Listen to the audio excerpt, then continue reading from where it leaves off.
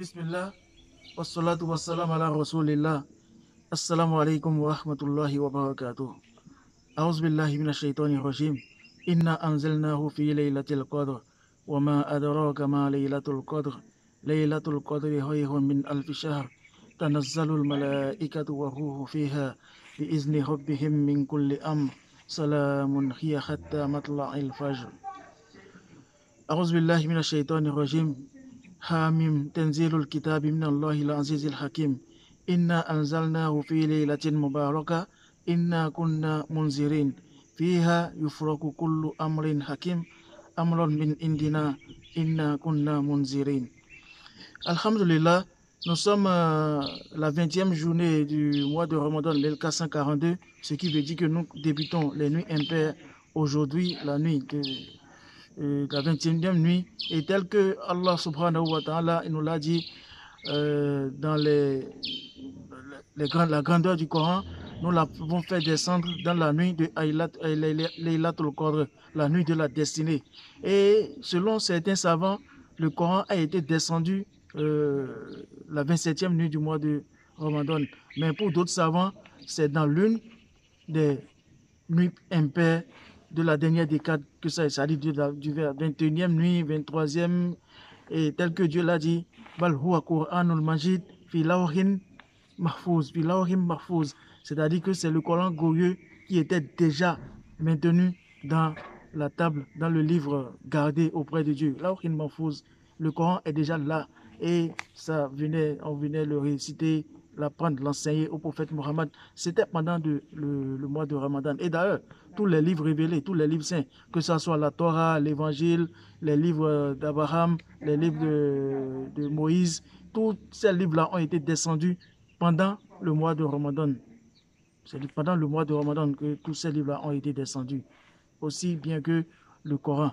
Donc, quelles sont les dispositions que nous devons prendre pendant cette période-là?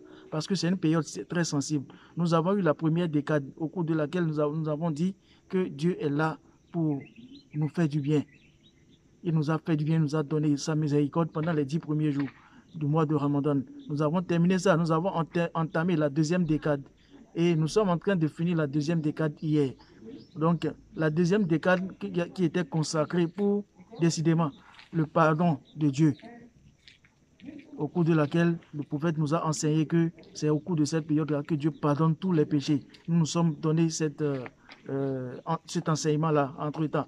Maintenant, la troisième décade qui vient de commencer, c'est la décade au cours de laquelle, la période au cours de laquelle tous les décrets seront émis par rapport à chacun. Le destin de chacun changera pour une année. Donc, qu'est-ce que nous allons faire pour que tout ce qui a comme de mauvais dans notre destin, que Dieu puisse l'épargner de nous. Donc, c'est vraiment très important que nous nous consacrons, que nous nous sacrifions. Donc, nous allons nous citer 5 règles, 5 attitudes très importantes à adopter pendant cette période-là. 5 attitudes très importantes à adopter pendant cette période-là. La première des choses qu'il nous faut savoir, c'est quoi? C'est de savoir que en islam, la nuit commence à partir de la prière de Maghrib. Lorsque nous finissons la prière de Maghrib, sachant que la nuit a déjà commencé et ça finit juste à l'aube. C'est de la prière de Maghrib à l'aube. Donc nous avons l'habitude de faire cette erreur-là, d'abord croire que la nuit commence à minuit, ou bien à 23h, ou bien à 1h du matin, 2h. Non.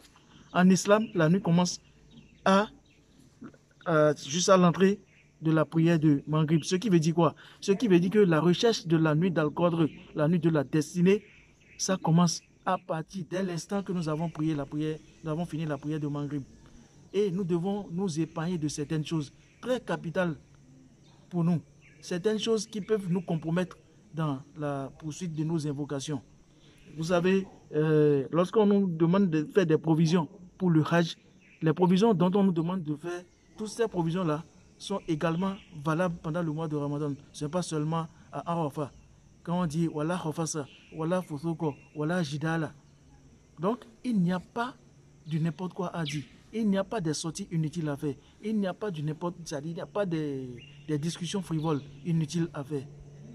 Et il n'y a pas à se bagarrer avec qui que ce soit, à faire des débats inutiles pendant cette période-là.